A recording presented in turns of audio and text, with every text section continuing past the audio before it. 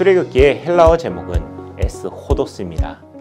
이 단어의 뜻은 탈출, 출발 또는 밖으로 나간다는 뜻을 가지고 있습니다. 이스라엘 백성들이 애굽을 빠져나왔습니다. 그리고 하나님이 약속하신 가나안 땅을 향해 출발하게 됩니다. 애굽을 나와서 시내산에서 하나님께 율법을 받고 성막을 완성하는 것까지 출애굽기가 다루고 있는 이야기입니다. 출애굽기는 크게 두 부분으로 나눌 수 있습니다. 먼저 1장부터 18장까지는 노예 상태에 있던 이스라엘 백성들이 애굽을 빠져나오는 이야기입니다. 그리고 19장부터 40장까지는 시내산에서 하나님의 계시를 받은 내용을 다루고 있습니다. 그럼 먼저 1장부터 18장까지의 내용을 살펴보겠습니다. 야곱의 가족이 애굽에 온 지 400년이 지났습니다. 애굽으로 내려올 때 야곱의 가족이 70명이었는데 400년 만에 야곱의 가족은 200~300만 명으로 늘어났습니다. 하나님께서 아브라함에게 너의 자손이 별처럼 모래처럼 많아질 것이라고 말씀하셨는데 정말 그 말씀대로 이루어진 것입니다. 이스라엘 백성들의 숫자가 애굽 사람들의 숫자보다 많아지자 바로 왕은 이스라엘 백성들을 두려워했고 이스라엘 백성들을 노예로 삼고 건축을 하게 했습니다. 시간이 갈수록 힘들어지는 노동과 학대로 이스라엘 백성들은 하나님께 부르짖게 되었습니다. 그리고 하나님께서는 그 소리를 들으시고 그들을 구원하시기 위해 모세를 보내주십니다. 하나님께서 모세를 부르신 시기가 참 흥미롭습니다. 하나님께서는 모세가 애굽의 왕자로 있을 때 그를 부르지 않으셨습니다. 모세가 애굽 사람을 죽이고 미디안 광야로 나온 지 40년이 지났습니다. 모세가 80세가 되었을 때 하나님은 모세를 부르셨습니다. 이스라엘 백성들을 출애굽시키고 그들을 말씀으로 지도하는 일은 아무나 할 수 없습니다. 전적으로 하나님만 신뢰하고 순종하는 사람만이 할 수 있기에 하나님은 일부러 모세가 힘이 빠질 때까지 기다리셨습니다. 하나님이 모세에게 요구하신 것은 능력이 아니라 오직 순종이었던 것입니다. 하나님은 모세를 통해 9가지 놀라운 이적을 행하십니다. 나의 강물이 피로 변하고 개구리가 떼로 나오고 이가 득실거리고 파리떼가 가득합니다. 가축이 병으로 죽고 독종이 퍼집니다. 우박으로 인한 엄청난 피해가 생기고 메뚜기 떼가 먹을 것을 다 먹어치웁니다. 온 세상이 어두움에 잠기기도 했습니다. 하지만 여전히 바로의 마음은 강팍했습니다. 결국 바로는 유월절 사건을 계기로 이스라엘 백성을 보내주게 됩니다. 이스라엘 백성들이 양을 잡고 그 피를 집의 좌우 문설주와 임방에 발랐습니다. 그리고 하나님께서 문설주와 임방에 발라진 피를 보시고 그 피가 있는 집은 그냥 넘어가셨습니다. 하지만 그렇지 않은 애굽 사람의 집에는 처음 난 것을 죽게 하셨습니다. 사람이든지 가축이든지 그 집에서 처음 난 것이 모조리 죽게 되는 겁니다. 이 일로 바로의 장자도 죽게 되었습니다.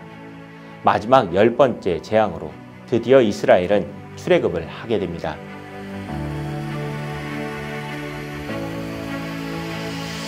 하나님께서는 홍해 앞에서 다시 한번 이스라엘 백성들을 구원하시고 애굽의 군대를 수장시키셨습니다. 그리고 그렇게 이스라엘 백성들이 향해 간 곳이 바로 시내산입니다. 이스라엘 백성들은 시내산에서 하나님과 언약을 맺고 십계명과 함께 여러 가지 법조항을 받게 됩니다. 그리고 이 언약식을 통해 이스라엘 백성들은 많은 나라 중에 유일하게 하나님을 왕으로 섬기는 제사장 나라가 됩니다. 이스라엘 백성들은 1년 가까이 시내산 아래에 머물렀는데요. 모세가 약 9개월에 걸쳐 3차례 시내산에 올라갔을 뿐 이스라엘 백성들은 아무도 시내산에 오르지 못했습니다.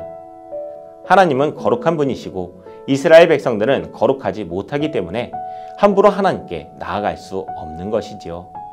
이제 이스라엘 백성들이 율법을 배우면 배울수록 자신들이 거룩하지 않았다는 것을 더 잘 알게 될 것입니다.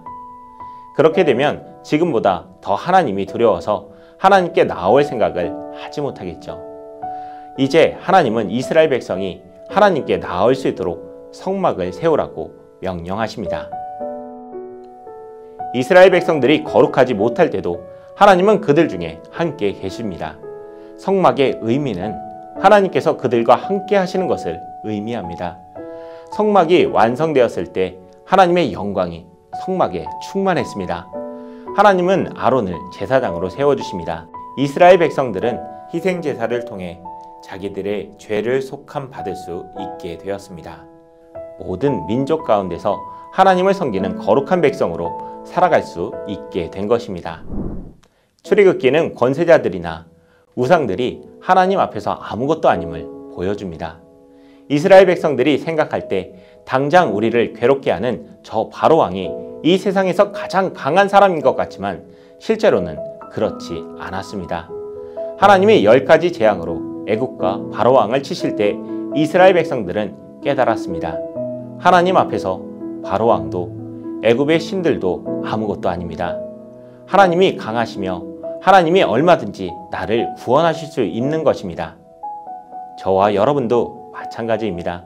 세상의 어떤 권력이나 어떤 물질도 하나님 앞에서는 아무것도 아닙니다.